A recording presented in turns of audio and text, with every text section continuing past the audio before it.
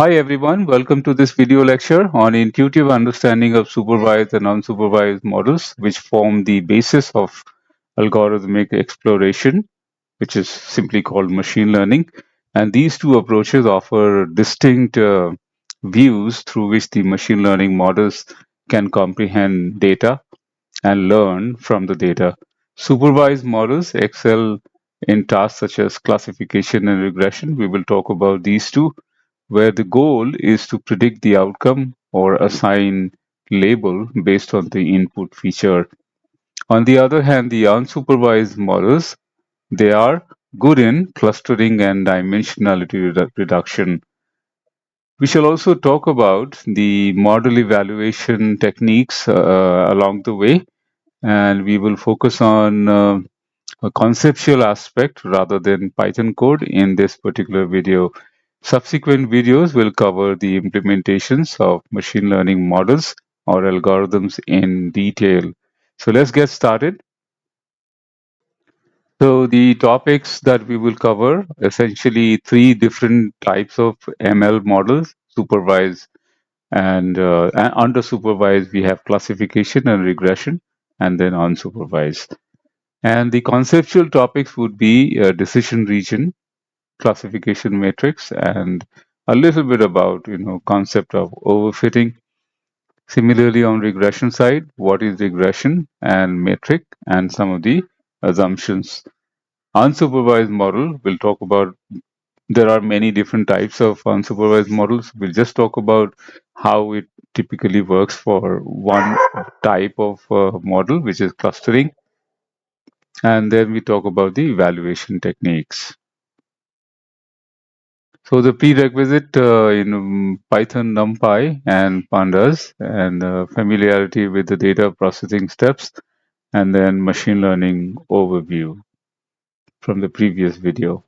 So what we're going to cover here in supervised model, decision reason, and metric, and overfitting, and about a little bit about whether the training data is sufficient or not, or how to detect if we have enough training data.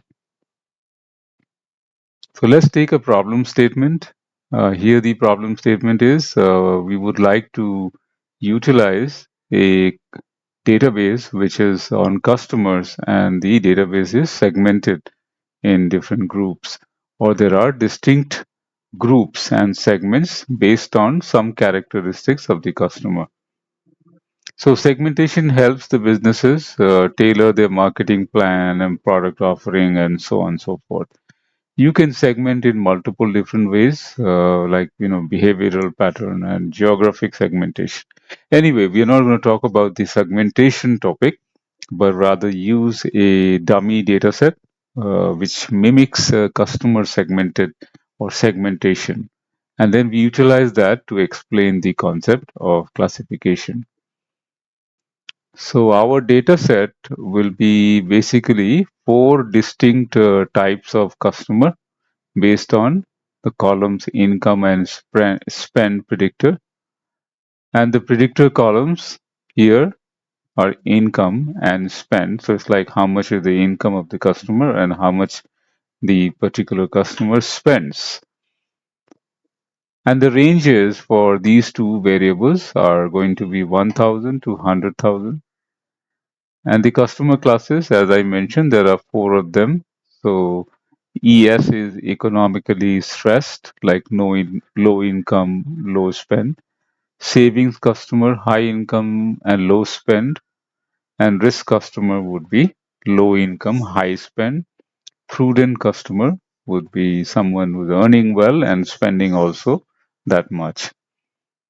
So the data set that arbitrarily I'm using a dummy data set to mimic those four classes of customers, and then we will ask the model to learn these four classes. So the input output to machine learning model it will be the data first. So you will use the data and then give it to the model, machine learning model. The model will, based on the model that we have chosen, it will read the data and give you the trained model as the output. So the difference between these two data structures is that it is now divided. You see the lines being drawn by the machine learning model. That means that now the model is able to separate the data between these two classes or these two classes or these two classes, four classes. So input data is essentially the income and spend, and the customer type is the output. So based on the income and spend, we are saying this customer is this type or this type or this type. So that is what machine learning model is using, and is learning from the data, essentially is mapping the income and spend to customer type. So particular value of income and spend, the model is saying this is of the type ES or SC, savings or prudent type. So this is how the supervised classification model works. And the classified data finally is the machine learning uh, machine learning model which has learned from the data. So how these decision boundaries, which are basically these lines here, how they help? They help in terms of prediction. So let's say we have a new customer whose income is this and spend is this. We would like to know whether this customer belongs to which particular type here. And let's say we know this belongs to the category of economically stressed, which is low income, low spend. Then we would like the model to predict ES, economically stressed. Along with the prediction, the model should also return the probability or confidence of prediction. So essentially what we are saying is the new customer is closer or more similar to customers in the ES group or economically stressed group.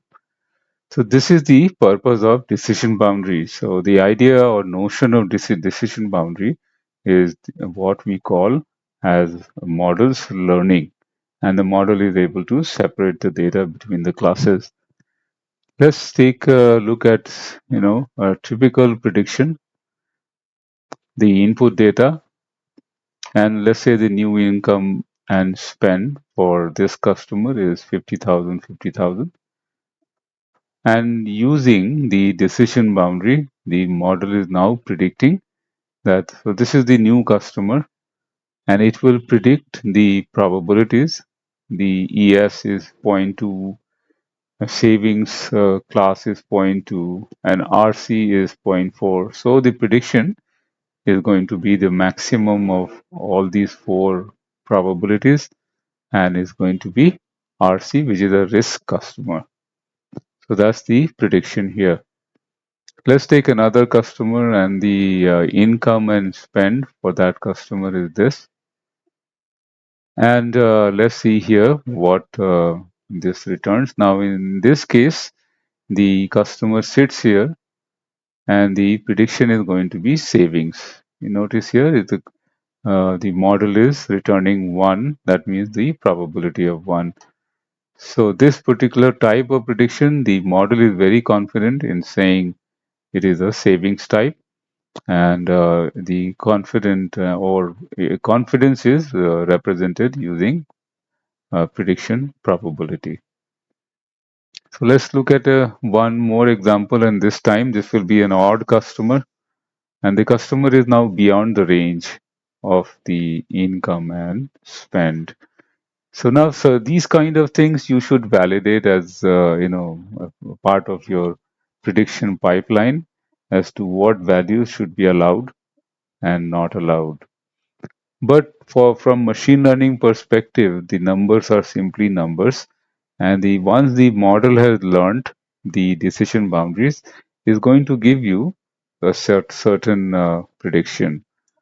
So you notice here this is a prudent customer and this is outside the range though, but this is closer to this class, so it is returning the class prediction as prudent. So what if the prediction probabilities are same? Sometimes it could happen that it returns a couple of classes with the same probability. So this means the model is little uncertain, and this is challenging. Now, the features or the data that we have given may not be good enough to clearly separate the classes. This could also mean some noisy data could be in the training set.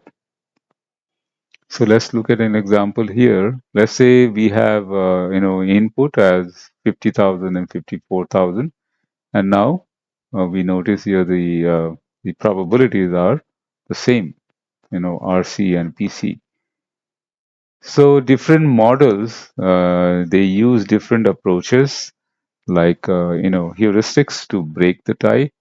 Sometimes the is breaking the tie is very arbitrary as well. So how good are the class boundaries now? We have to evaluate how good are the class boundaries. So how do we check it? So let's take a look at this is the model that is trained. Now we use the training data to build the model. So and this is a separate testing data. In this testing data, we have the data which is income and spend, and we also have the knowledge about the outcome or the target, or we know the classes of the customer. So we will separate this, only keep income and spend, and that's what is given to the model to predict now. So the model will predict the output, and that output is nothing but the class of the customer, each of the customer here, and we will compare these two classes or these two arrays and actual labels, and this is predicted label. Ideally, they should match one to one. So, however many times there are matches, that means those are accurate matches or accurate predictions. If there are non-matches, that indicates error in prediction. So we'll have to compare it. So how do we compare? Let's say we have 100 test samples, and this is the actual label, and this is the predicted label. The number of predictions are also 100 because 100 samples here. And then the accuracy is number of correct predictions divided by total number of predictions. So for example, here, if there are 90 correct predictions, the accuracy is going to be 90%. Let's take an example here. Let's say we have 20 samples and only 3 places the actual and the predicted labels are matching. So the accuracy is going to be only 15% here. So the error in prediction is just the 1 minus of the 15%, which is 85%. Now, next question can be, how is the model treating the predictions? And what do we call that treatment of predictions when it makes an error? That is called confusion matrix. That means model is not able to predict correctly. So the resultant matrix is called confusion matrix. That's one of the important matrices in classification. So let's look at it again here. So this is my actual label here, my actual label, and these are predicted labels. And there are 3 samples that we have. Then, oh, no, this is not 3 samples. This is just the label numbers 0, 1, 2, 3. and these are the number of samples. So total number of samples 3 plus 2 plus 1, which is 6. Out of this, the correct prediction is 0. Okay, so that means here the diagonal line gives you the correct prediction. So for example here, 0 was the wrong prediction anyway. So for this particular class 3, the number of right prediction is 1.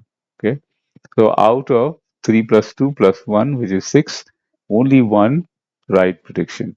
Similarly, for this class 2, you have 9 samples and only one is true or correct. Similarly for here also. So this matrix is called confusion. So other than the diagonal line, these are errors in the prediction. So class of 1 is being predicted as, class 3 how many times. Okay. So this matrix is called confusion matrix. Now using this matrix, many more classification metrics are derived. So which classes are being predicted better? That simply depends on the diagonal line. So if you have 20 samples for a class and all 20 are right predictions, then that means the model is able to handle all the predictions for that particular class. So essentially, what we call here is the recall means, let's say, how individual classes are being predicted. For example, class 0, class 1, class 2, and class 3, and these are the number of samples here. Okay. Similarly, here the class 0, class 1, class 2, class 4. So recall would be how many samples of class 0 is being correctly predicted. So let's see the example here. So recall is total number of correct predictions for a particular class divided by all the number of samples. So for example here is 0.25 because this is 1 is the right prediction and total number is 4. 1 plus 3. So that's basically 1 by 4. So likewise here is 0 predictions are right. So 0 divided by total number here. This one is 1 over 9. So that's the recall here. Similarly for the other class. So recall is another useful metric in the classification model. So do we test the model with the training data also? Yes, we do. And let's see what's the reason we do so. So with the training set, we are going to build our model. And this is the model with the decision region or boundaries. Now with the test data, we will test it and we evaluate the test data. Essentially find the metric or accuracy. We also use the same training set as test set now. And then we compute the accuracy here for both the cases, test and train. And if there are major gaps, training has 95% and testing has very low, we call that situation as overfitting or poor generalization. That means the model is able to predict the training set well, but not the test data. And likewise, if you have very low score on training set and low score on the test set, that means it is underfitted. That means the model has very little knowledge about the data, possibly data insufficiency or number of columns are not enough. Last one, if your model is doing like 84% on the training side, 79% on the test side, then we call model is doing well, and that is called generalized model. So this is why we test the model with the training set to compare. How do we know we have enough training set? There are many techniques. One of the popular technique is called learning curve. And we will talk about the other techniques in subsequent videos. The learning curve is just the extension of what we saw previously. Essentially, we have training accuracy and test accuracy, for example, here, and this is the test accuracy. And if both of them are converging, that means converging and also at a high level, reasonably high accuracy, then we know that the model is doing well, or you have enough training samples. So next, let's talk about the supervised model regression. And the topics that we will cover are simple linear regression, and multiple linear regression is just the extension of simple linear regression.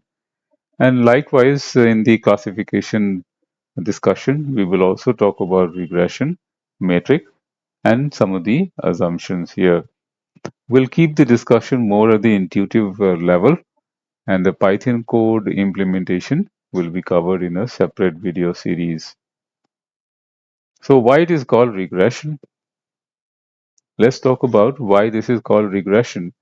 The term regression was coined by mathematician Galton in the in 19th century. So when Galton was observing the heights of children, he found that it tended to regress towards the average of the population or average height of the parents. So he introduced the term called regress or regression. So let's take an example here. Imagine the parent's height is 75 inches and 68 inches. And so based on Galton's observation, let's say the population average is 70 inches. Then the children's height might regress towards the population mean, not towards the parent's height here. So if the children's height is 72, 69, 71, then it is seen that the next generation's height does not really increase just because the parents were taller. Rather, they regress or move towards the population average. And he termed this phenomena as regression. So this is the tendency of the data where extreme values move towards the average over successive generations. So this was the context behind regression. So in the machine learning that we are talking about, let's say the job is to predict the house prices, and the house prices are based on certain features, let's say square foot, number of bedrooms, location, and that defines the price of the house. So Galton's theory and regression, how they connect here. So in Galton's observation is like the children's height move towards the population average. In the context of regression in machine learning, this refers to the similar analogy where we are talking about the relation between the input and the output variables. So output variable in this case is the dependent variable, and the input variable are independent variable. So house prices would be dependent, and the other input columns like square foot and area and all that number of bedrooms would be independent. So what Galton's proposed is also valid in this case. So that means the extreme values in the input data does not necessarily change the predictions. It tends to converge to an average median value of the houses. So that's where the connection lies between the Galton theory and the linear regression that we're talking about. Suppose we want to predict the child's height, which is now the outcome variable or dependent variable, based on the heights of the parents. So the heights of the parent become the input variable or independent variable. And now we are going to use the machine learning model called regression. So we collect the data, heights of parents and heights of children, and feed the data to the model to train it. So this way is a machine learning representation of what Galton has proposed. So that's how these two concepts connect each other. So both Galton's regression concept and regression in machine learning, they have things in common, which is basically the independent variable and the dependent variable and their relations. So Galton's idea of regression was mostly in the genetics, and that actually set the groundwork for broader statistical method called regression. Later, it was used in machine learning as well. All right, so let's talk about it here. The input variable is x and output variable is y. Okay, so and in regression case, we have to have a numeric input and numeric output.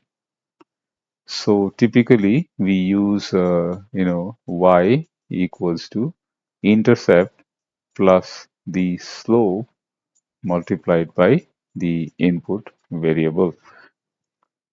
And this slope is computed using the data covariance divided by the variance of the input variable. So a little bit about covariance.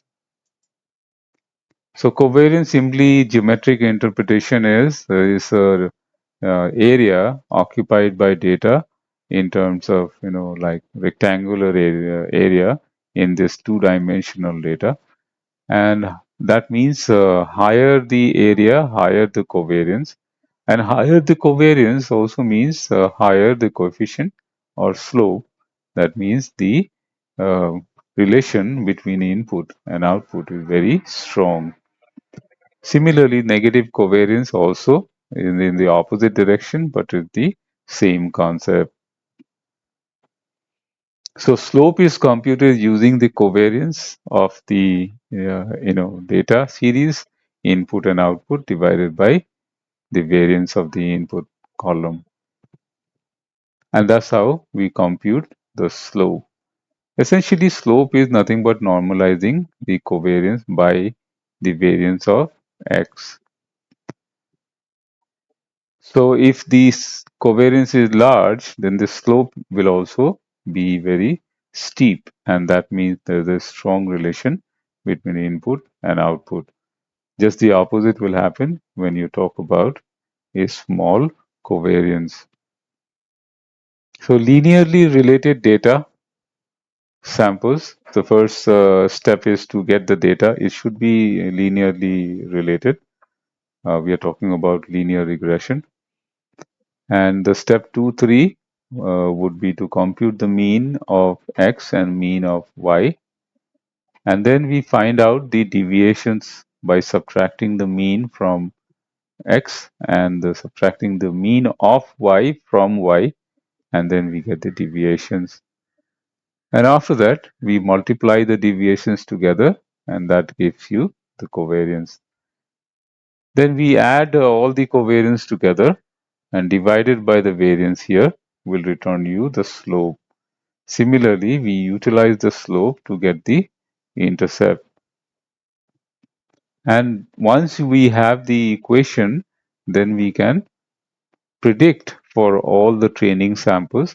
And after prediction, we get a line, and that's called regression line or linear regression model.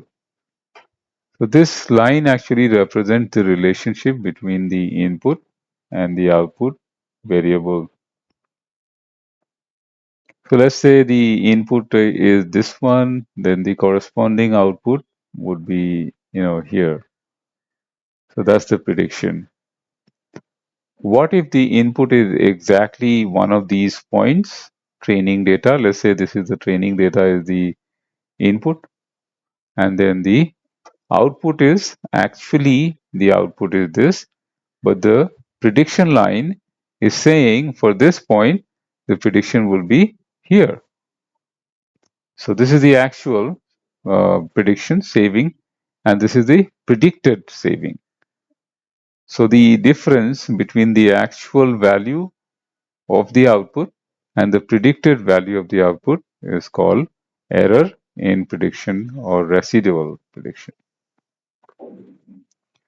So the idea here is we need to keep the prediction errors to the minimum. This is the goal in any regression problem.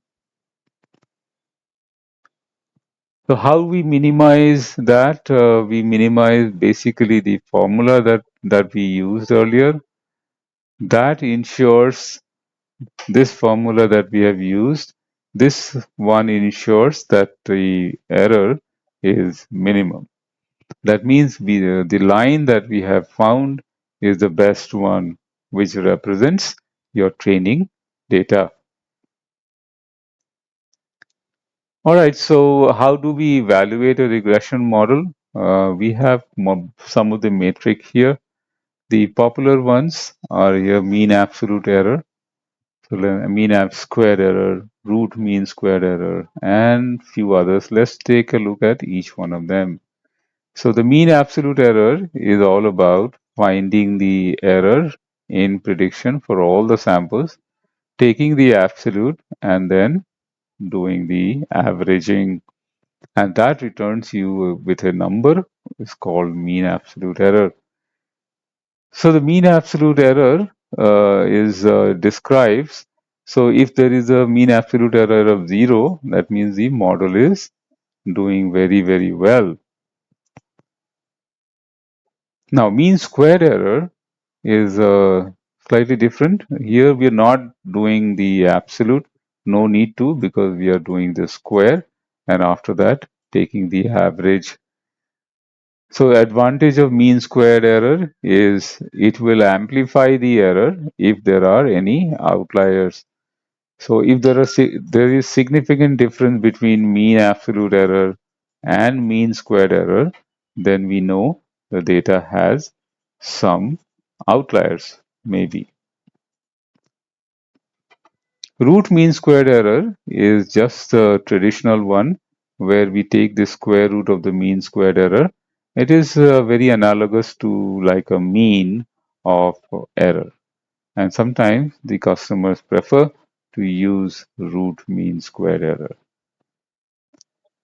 MAPE is called mean absolute percentage error. Here, the numerator is the residual, denominator is the actual value of the test sample or a label. And then when you divide it, this is going to give you a notion of percentage. Add them, take an average. So this will return data like, 17% or 5% error overall. This is easier to comprehend, but there is some flip side to this also. The flip side is if you have the actual value 20, predicted value 10, residual is 10, and when you divide the residual by the actual, you're going to get 50%. On the contrary, you have the actual as 10, prediction is 20. Now in the opposite side, the residual is 10 divided by the actual, which is 10, which is now the error is 100%. So these are the flip side of mean absolute percentage error. So to counter this, we have another metric called mean percentage error. In mean percentage error, we are in this particular case, we are not, so let's do here MAPE was absolute. We don't do absolute here. We take the differences as it is. So that means there would be positive and negative values, and they will cancel out. And overall, you get a percentage here. So plus in this case would mean that your actual value is more generally.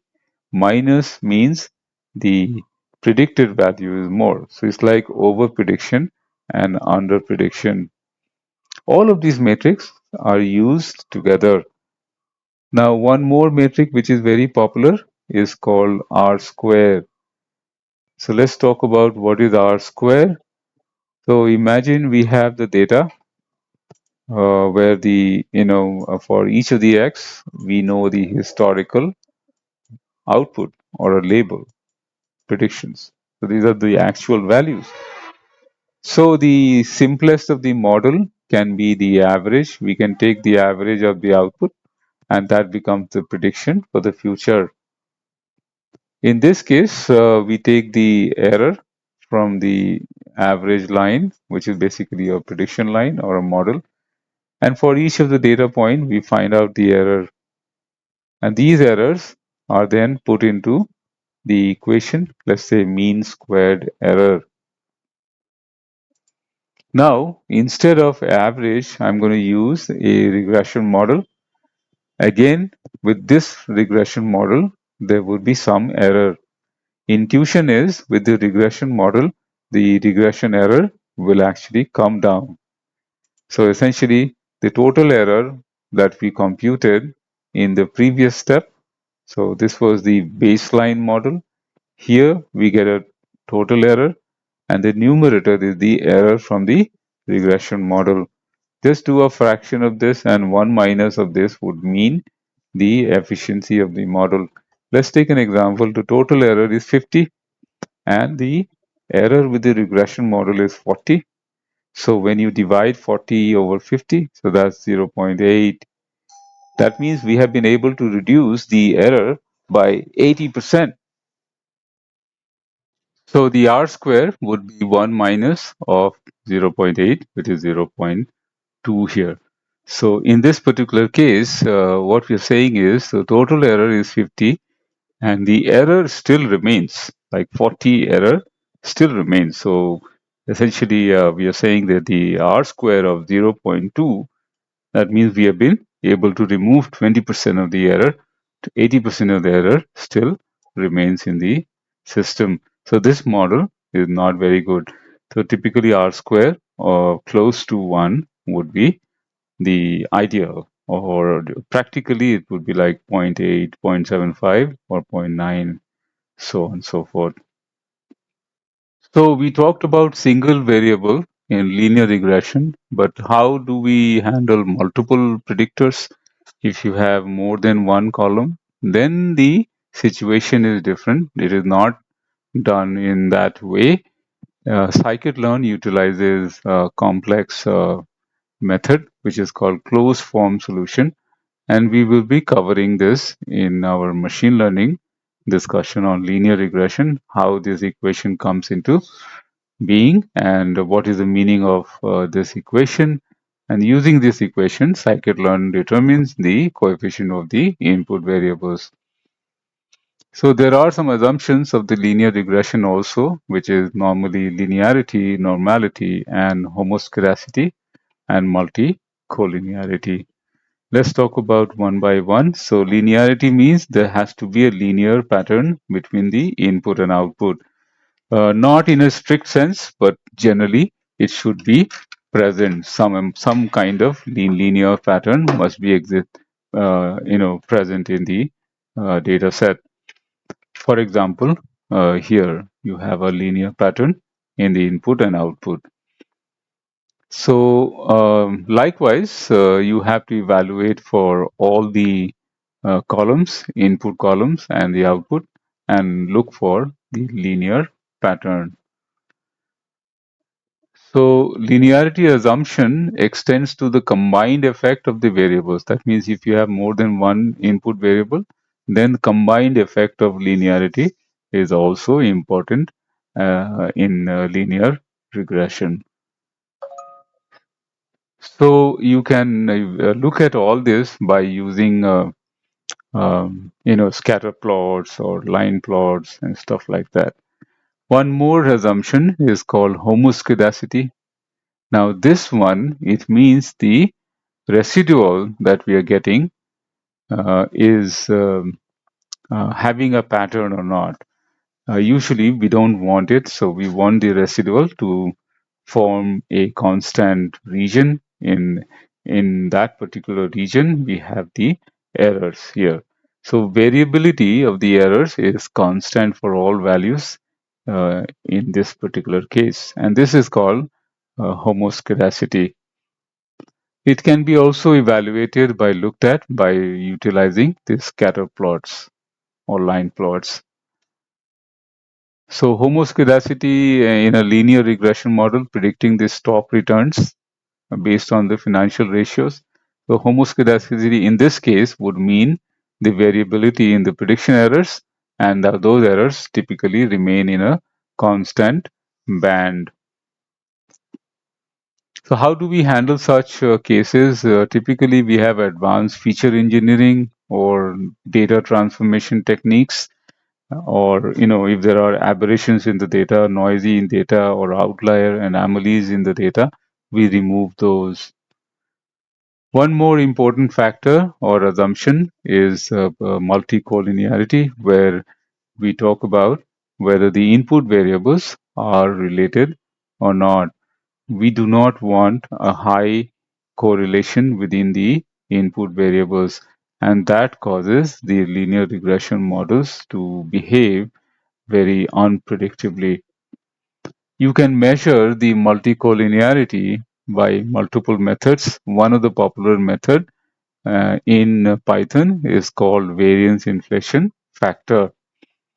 Typically, a VIF of value greater than 10 means the presence of multicollinearity. So consequences of multicollinearity is you get unreliable coefficients and increased errors and residual, and sometimes the direction of relation between x and y can also be inverted. So there are huge consequences of multicollinearity. This needs to be understood and addressed. So how do we handle multicollinearity? Multiple ways. One is the variable selection. Make sure we have included the right variable. Utilize some of the advanced dimensionality reduction techniques like PCA, and regularization techniques also can be used. And sometimes using more data can also help in addressing multicollinearity. The last model that we talk about is unsupervised model. In unsupervised model, we'll essentially talk about the concepts. Again, there are many different methods of unsupervised model. It may not be possible here in this video series to cover all of them. Just the basic idea. So unsupervised is where there are no labels present, without any labels.